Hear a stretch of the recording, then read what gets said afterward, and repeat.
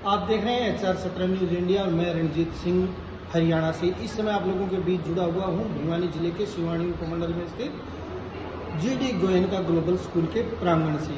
आज यहां एक पेरेंट्स ओरिएंटेशन कार्यक्रम का आयोजन किया गया, जिसमें मुख्य अतिथि के रूप में पहुंचे नवनियुक्त थाना प्रभारी अमरदीप सिंह व प्रसिद्ध समाज सेविका डॉक्टर सुनीता जनावा, जो कि मेघराज स्नातकोत्तर महाविद्यालय में प्रवक्ता के पद पर नियुक्त हैं। उन्होंने अभिभावकों से विद्यालय की नीतियों, विद्यार्थियों के प्रति होने वाले कार्यक्रमों के बारे में विस्तार से चर्चा की। वहीं SHO शिवानी ने विद्यार्थियों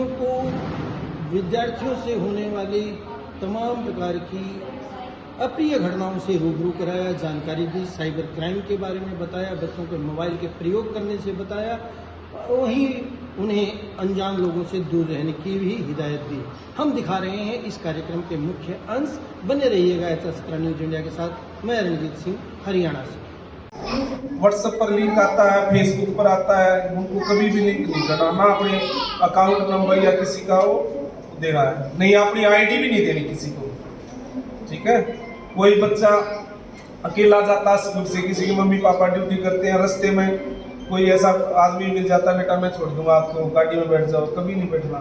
बच्चों के साथ इतना क्राइम होता है, बहुत ज़्यादा, छोटे बच्चों को मार के क्राइम करके। अब UP में पकड़ा है एक लड़का, उसने 50 बच्चों को उठाया, टॉफी का बहाना करके, उनके साथ गलत काम करके। पहले वो मर्डर करता था उसका, फिर उनके साथ गलत काम करता था।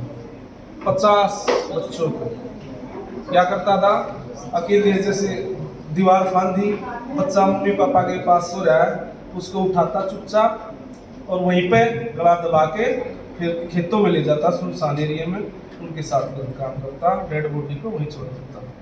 तो किसी के भी बहकावे में नहीं आना, किसी भी बच्चे को किसी की चीज़ नहीं लेनी है, किसी की गाड़ी में नहीं बैठना है।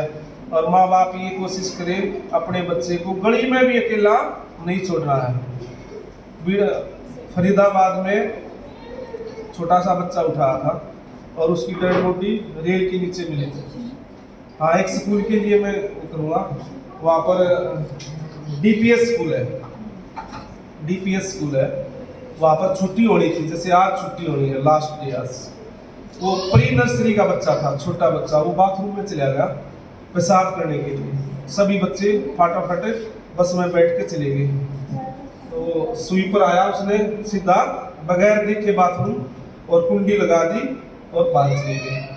वो बच्चे को इतना नहीं बोलना आता था, वो 2 दिन 3 दिन भूखा होके वहीं पे एक्सपायर हो गया। और बस वालों ने ये झूठ बोल दिया कि हमने तो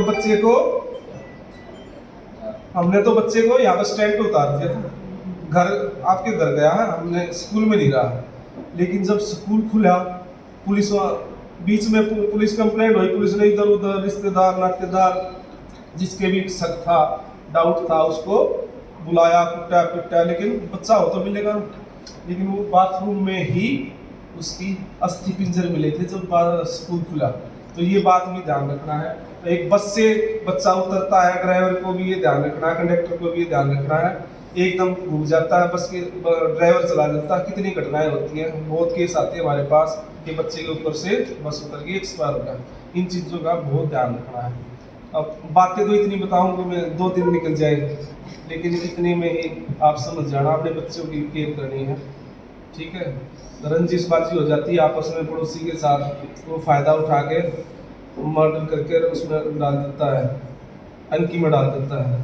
खुद चाचा भी पानीपत में चाचा ने ही वो किया था।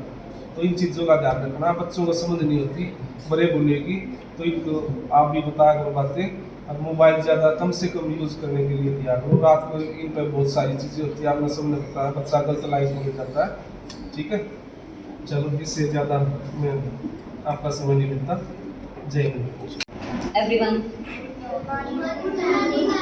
सबसे पहले मैं, क्योंकि शिक्षा के मंदिर में हूँ, तो सबसे पहले माँ सरस्वती को नमन करती हूँ और उसके साथ ही यहाँ उपस्थित वर्दी chairman sir, director ma'am, respected SHO sir, Taneja भाई साहब और intellectual staff members, respected parents and my favorite, every time, all time favorite students.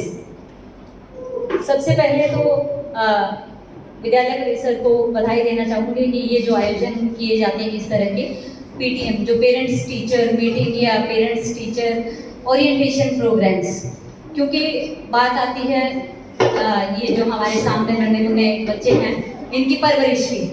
जब परवरिश की बात आती है तो दो तरफा, वो विद्यालय में 7 से 8 घंटे बिताता है और उसके अलावा बाकी का समय जो है 15-16 घंटे पेरेंट्स के साथ बिताते हैं।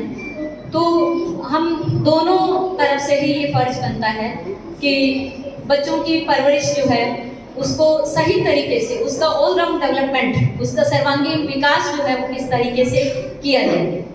उसमें बहुत सारे आयाम हैं। अगर मैं बात करूं कि आपका व्यक्तित्व में एक आपका पर्सनल जो लाइफ है उससे लेके सोशल और हर एक तरीके के जो डायमेंशंस हैं वो उसमें इंक्लूड होते हैं।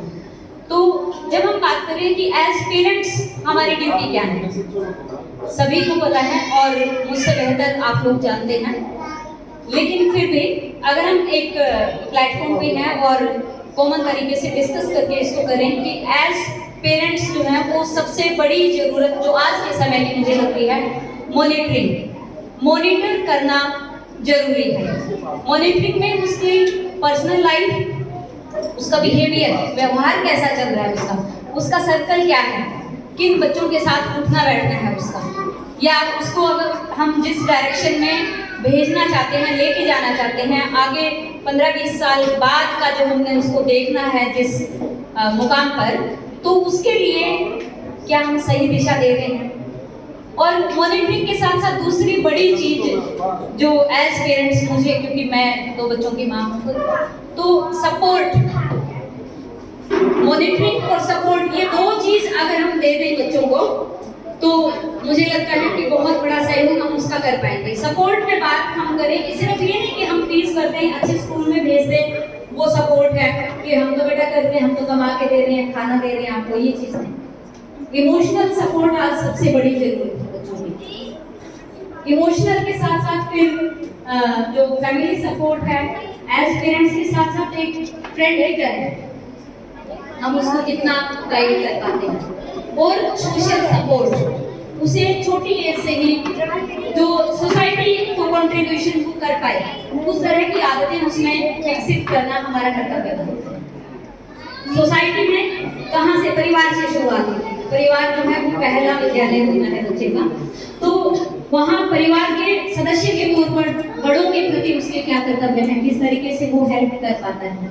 छोटे छोटे काम, एक हम परवरिश में बड़ा करते हैं कि बेटी को तो घर के सारे काम सिखाते हैं और बेटों को थोड़ा सा परवरिश अलग तरीके से देते हैं। तो मेरे खुद के 2 बेटे ही हैं, लेकिन मैं गर्व के साथ कह सकती हूँ कि वो दोनों घर का सारा काम कर लेते हैं। तो बेटों को भी बेटियों जैसी और बेटियों को बेटों जैसा इक्वल परवरिश देने पे हमारी जो है वो फोकस होना चाहिए, उसमें फर्क ना हो, भेदभाव ना हो।